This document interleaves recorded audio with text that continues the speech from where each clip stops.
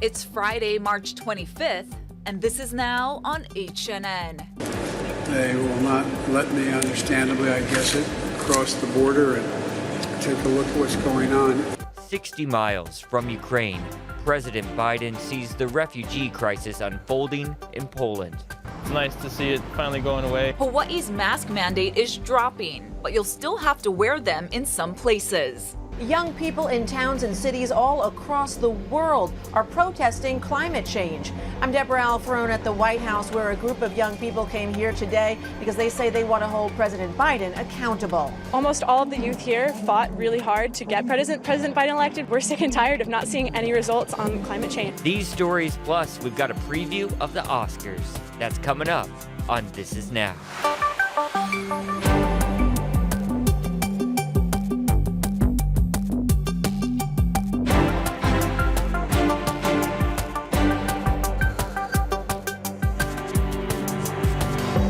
We're in a new phase. Your generation, we're at an inflection point. I don't want to sound too philosophic here, but you're in the midst of a fight between democracies and oligarchs. Topping the news today at noon, President Biden arrived in Poland as he continues on his trip in Europe to meet with allies and coordinate their response to Russia's invasion of Ukraine. Good afternoon, everyone, and thank you so much for watching This Is Now. Joining us live from Brussels is John Decker, Hawaii News Now's White House correspondent. He's covering President Biden's overseas trip. Now, John, before leaving Brussels, the president announced a plan to wean Europe off Russian energy supplies. What does that plan look like? The plan looks like this. As you know, there are certain countries in Europe that derive a significant part of their energy needs from Russia. Germany is an example of that. 40% of their oil and gas comes from Russia. The idea here is to increase the amount of liquefied natural gas exported from the U.S.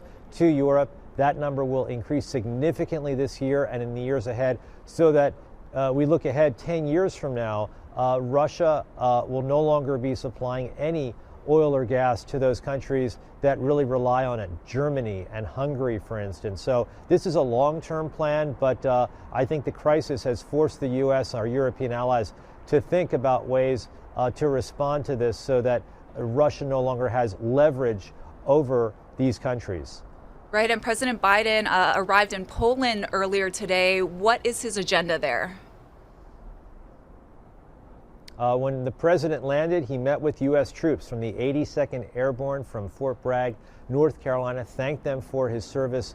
Tomorrow, the president will be meeting with President Duda, Poland's president, and the focus of that conversation, Ashley, is dealing with the enormous humanitarian crisis that has enveloped Eastern Europe. 4 million Ukrainians have left their country since the war began a month ago. 2 million of those Ukrainians now call Poland home. And so they're dealing with a major crisis there. That's the reason why President Biden wanted to travel there and also announce a significant amount of financial assistance that the U.S. and other European countries are going to provide so that it can help Poland, other European countries in Eastern Europe like Romania, deal with this humanitarian crisis. Right, and this comes just recently. The U.S., rejected Poland's proposal to transfer fighter jets to Ukraine. Is there any change to this U.S. policy? No, there's no change at all. In fact, President Zelensky made that request once again yesterday.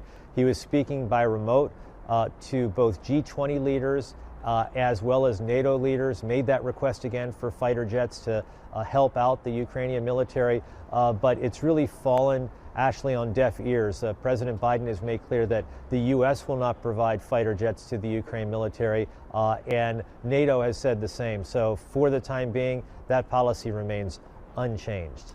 Yeah, and today the White House is working to clarify a statement President Biden said Thursday during a press conference. He said he would respond, quote, in kind if Russia used chemical weapons in Ukraine. What was the clarification made there?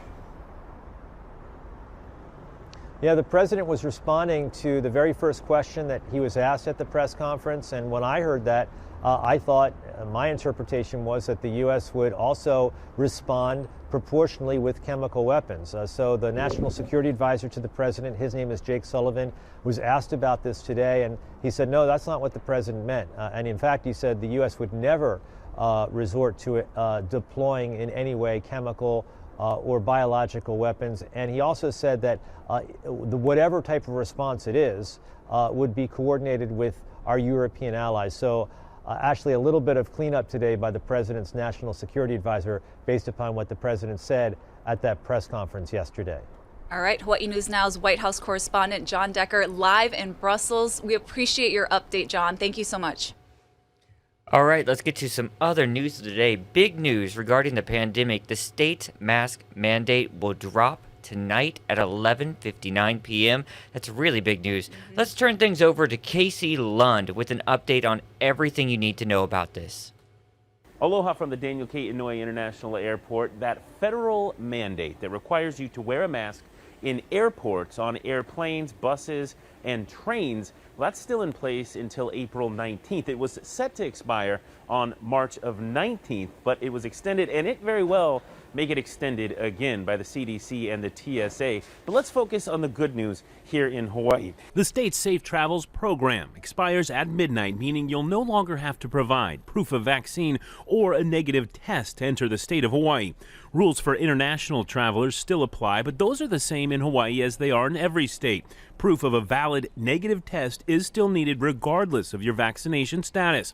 Sherry Kajiwara, the woman in charge of the state's Safe Travels program, says today is a milestone she and her team are celebrating. It's been 24/7. Whenever flights come in, we are here to make sure that we maintain the integrity of the program. But you know, Casey, our goal is to make ourselves obsolete. We wanted this program to end. And so we see today as a success for our team. We thought this day would come a little earlier, but well, thanks to Omicron, it did extend a little longer than we thought it would. But today is the day, and I really want to thank the people of Hawaii because you complied, you assisted. We know at times it was difficult, but you hung in there. We're the last state in the country to lift our mask mandate, but even after today, you will still need it in certain indoor settings other than airports. That includes public schools, private businesses that choose to implement their own policy. UH is also relaxing its rules, but masks will be required in tight spaces like classrooms and labs. We set out to see how everyday people are feeling about the change coming overnight. I would probably continue wearing it to the point that, based on the statistic, that there's not really that much out there that can infect you, then I would be more comfortable taking it off. It's basically because of the health risks I have and age. Yeah, I think there's a lot of people that aren't sick, that are vaccinated and that have had the booster shot. And I think if you're sick, you should probably keep wearing it, just in general. But it would be nice not having it anymore. One industry hit particularly hard by COVID restrictions: fitness centers and gyms. Very excited for tomorrow. Yeah, super happy not to wear it anymore, especially while working out. Today's full 6 a.m. class at the Bar Method in Mo'ili'ili is one of the last where masks are technically required indoors. Owner Elena Olsen says it's been a tough 2 years. I mean, we've had to operate with 4 people at one point in this giant room, then 9, then half capacity. So it's been really challenging. We had to close down one of our sister studios because we just couldn't afford the high fixed cost of running a business in Hawaii. So it's been challenging, but like we made it, we're here, we're optimistic. During the darkest days of the pandemic, the 2 times gyms had to close completely, Olsen says for her predominantly female clientele, it wasn't just the workout they missed, but the community they found here. So when it shut down, it was pretty brutal for a lot of us who like to come. So Elena was great. She put everything online and we were able to do it at home, and it wasn't the same, but at least it was something. And the minute she opened up, we were back as soon as we could be here. Moving forward, masks will be optional at the Bar Method. Back out at the airport. Tourism experts are hoping that the end of the Safe Travels program, as well as the state's indoor mask mandate, will send a positive message to visitors, one that will encourage them to come to Hawaii. Now, you might remember that Governor Ige did said when he was announcing the end of these mandates that he is ready to bring them back if we see another variant or a serious outbreak here in Hawaii. For now, we'll send things back to you. Thank you, Case. Here's another story everyone's talking about. Students targeted in a pellet gun drive-by shooting was likely linked to a TikTok trend. John's got details for you in today's Talker Story.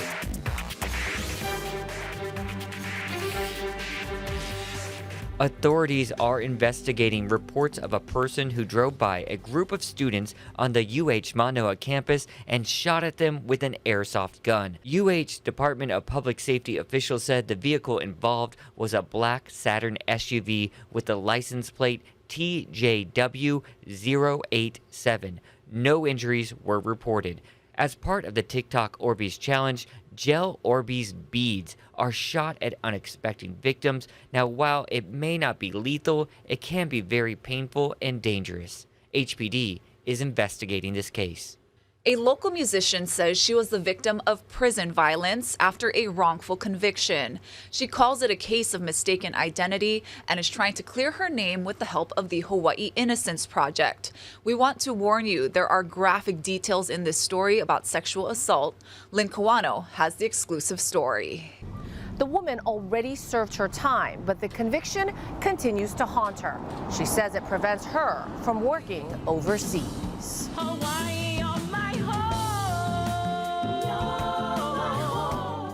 Dione Tamure wrote this song as she was leaving Honolulu on a prison transport plane in 2009. She had been convicted of drug crime. Meth trafficking in the first degree. I have never dealt drugs in my life, nor have I ever been in prison. They were willing to give me a plea bargain, which is that they would drop the 10-year charge to a 5-year charge, and I'm not guilty, so why would I plead to a charge if I didn't do it? The Hawaii Innocence Project calls it a case of mistaken identity. There was somebody named Ala that lives there that is transgender, right? And has been mistaken as our client before. In 2007, undercover narcotics officers claimed a man offered them drugs in Waikiki. They allowed that man to use the officer's cell phone to call a woman who brought them meth. Turns out that woman lived in an apartment complex next to Tamure. Weeks later, she was the one arrested.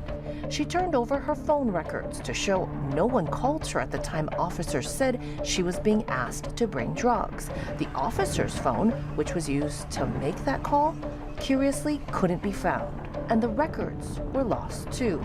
There's no video or audio of the drug deal. The trial came down to her word against the officers. She was convicted. I was born intersex. They booked me at OCCC, took me to Halawa. At the time, I was not aware that Halawa was an all-male facility. My first week I was there, I was sexually assaulted.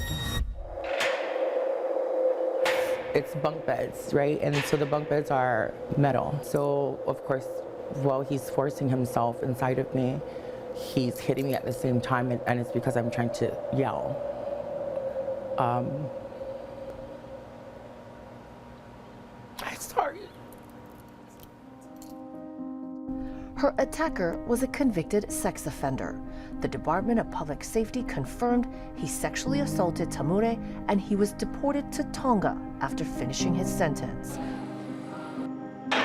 Tamure spent 2 months in protective isolation after the assault. She was eventually sent to a mainland women's prison. My heart is in Hawaii. Hawaii on my home. On the journey, I wrote 25 songs. And those are the songs. Today, I had 2 CD releases. I just had one in May. A lot of it talks about love. A lot of it talks about being alone.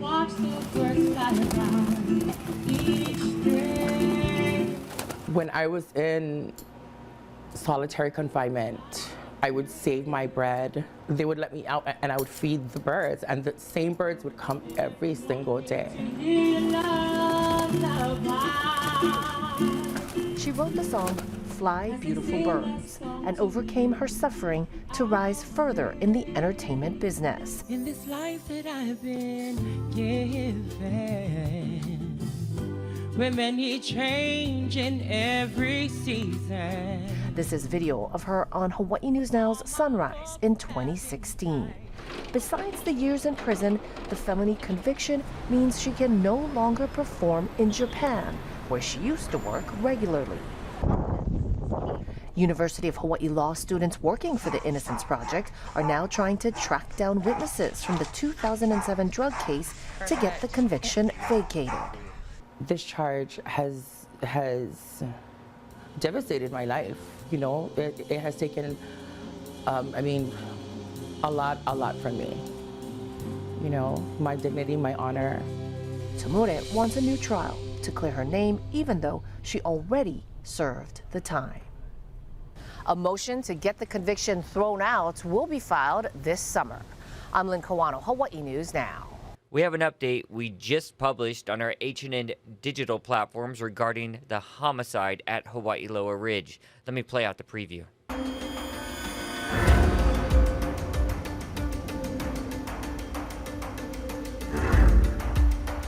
The body was in the standalone tub, and it was in a state of decomposition once we chipped away at the concrete. A gruesome murder in an exclusive East Honolulu neighborhood. Never had a serious crime like this happen before. An elderly man's body found encased in concrete in the bathtub of his multi-million-dollar home.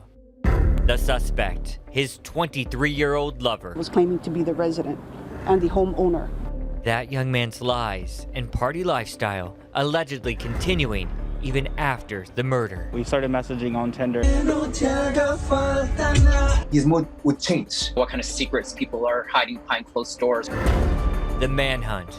Breaking news tonight, police are on the lookout. The capture. This has not been reported before. And the shocking confession. I want to warn you, the details are graphic. Along with justice, the family of the man brutally murdered wants him remembered for how he lived, not how he died. He cultivated friends and friendships in Hawaii. Kindest, gentlest person. That special report is available right now already to watch on your H&N digital platforms. That's your streaming app, on your news app, on our .com, and even on our Facebook page and our YouTube page. We're also going to air it on TV tomorrow night after our 10 p.m. newscast on KGMB, and then after our 5 p.m. newscast on KHNL, and after our 9 p.m. newscast on K5. That's on Sunday. So if you haven't seen it already, you can watch it now on your digital platforms, and then several TV viewings this weekend. Just check your listings. You've been working hard on that. Yeah, that was a lot of work. Lynn Kawano, too, and a number of reporters contributed to that as well. All right, switching gears, guys. We want to take you live outside. Looking a little gloomy to kick off your weekend. Is it going to be like that for the whole time? Let's check in with Billy V.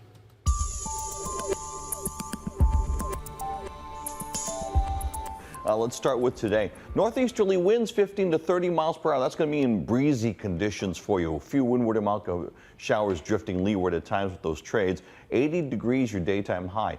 Take that, copy, paste that onto tomorrow. That's pretty much your weather. Now, the second half of the weekend, Sunday, those winds will go lighter. And then Monday, Tuesday, it's kind of a mixture of regular trade wind weather, but at times in the afternoons we'll get some lighter winds. That means the possibility of some interior showers and some leeward sprinkles as well. So we'll kind of follow that as it goes all the way through the week. Pretty much your daytime high is going to be near 82 degrees, nice and comfortable. Once again, the breezes are nice and we need the rain. A worldwide climate strike protest called Fridays for the Future took place today. It's organized by and for young people and was started by activist Greta Thunberg. Deborah Alfarone has more. From Australia to Europe to the United States, young people across the globe joined a climate strike protest inspired by climate activist Greta Thunberg. The story about climate change is a story about all of us. Every story has a beginning and an end, and I fear that this story is coming close to an end. The youth-led group organizing the demonstrations is calling for more action to combat climate change, including measures to keep the global temperature rise below 1.5 degrees Celsius, a goal the United Nations says is in danger. The 1.5 degree goal is on life support It is in intensive care. Protesters outside of the White House here say they want to hold President Biden accountable to his pledge of cutting emissions in half by the year 2030. But his ambitious Build Back Better agenda, which includes $500 billion of climate funding, is stalled in the Senate. Almost all of the youth here fought really hard to get President Biden elected. We're sick and tired of not seeing any results on climate change. Friday, President Biden and his European Commission counterpart announced a task force to reduce Europe's reliance on Russian energy. The move has already drawn criticism as the U.S. plans to increase natural gas exports to Europe in the near term. We're going to have to make sure that families in Europe can get through this winter and the next while we're building an infrastructure for a diversified, resilient, and clean energy future. Gas prices have shot up since Russia's invasion of Ukraine. The president says the crisis presents an opportunity to shift away from fossil fuels, adding the U.S. and EU will work on ways to reduce demand for natural gas. Deborah Alfarone, CBS News, Washington. Always great to see young people getting involved. Let's see what the internet is talking about now. And cuteness alert. Oh, yeah. Check this out. This is Poseidon. He is a joey at the San Antonio Zoo. And as you can see, the 6.5-month-old baby kangaroo has some trouble getting back into his mom's pouch. And that's because he's growing. So the zoo says he will probably leave the pouch for good at around 8 or 9 months old, only sticking his head back into nurse from mom, who's named Pearl. And at around a year old, he should be fully independent. He made it. Oh, He made it. so Oh, sorry. cute. I was... You're distracted by the cuteness. It's way too cute. That's adorable, though. Yeah. Really adorable. Aw. Great video there. All right. Thank you for sharing that with us, Ashley.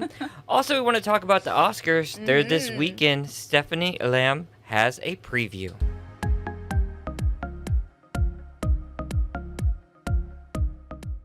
Are you ready to host the Oscars? The hosts are back. The red carpet is back. And of course, so are the stars. Best bets this year include Will Smith and King Richard for Best Actor as the father of Venus and Serena Williams. Now, I don't even mind you saying we hard on these kids. You know why? Because we are. I think the consensus around him is that this is the performance that the Academy wants to honor him for. It's sort of a shock that he does not have an Oscar. For supporting actress, Ariana DeBose has all the momentum for her role in West Side Story. Are you having the year? I don't know if it's the year, but it's a year, and dagnabbit, it's special. Expect the stars to support Ukraine. The colors of the Ukrainian flag have been a staple on other red carpets. The fact that Mila Kunis, who is Ukrainian, is going to be presenting. I've heard that there is going to be a nice moment with her doing a tribute to the country. Diversity this year includes deaf actors, with Coda up for Best Picture. I never thought I would get to this moment. Coda's Troy Kotzer is a favorite for Best Supporting Actor. We've been separated for so long, and there's been a communication breakdown between the hearing community and the deaf community. So we've pulled them both together. A dark horse could be Cody Smith-McPhee for The Power of the Dog. His quiet performance helped the film gain awards momentum. You know what I call you? Mr. Slow Burn. I like that. I'll take that. The Power of the Dog has won key Best Picture awards leading up to Oscar, but it was shut out at the Screen Actor Guild Awards. The Power of the Dog has a lot of fans. It also has a lot of detractors. Coda is much more of a consensus film. To save time, some Oscars will be handed out off the air, then edited for television. And of course, the hosts, Regina Hall, Amy Schumer, and Wanda Sykes, promised to entertain. Was it time to bring hosts back to the Oscars? Last year's show was a disaster on many different levels, one of which is that there was no through line. There was nobody guiding you through the show. This year, there's an audience award as the Academy appeals to voters who may not have seen all of the nominated films. But it's not an official Oscar. Fans chose the winner online. In Hollywood, I'm Stephanie Elam. Makes me realize I have not seen anything, really. Yeah. I have some catching up to do before those award shows. You guys have a great weekend. This is now for your Aloha Friday. Ashley's still back at 1 to 4 on KHNL. See ya.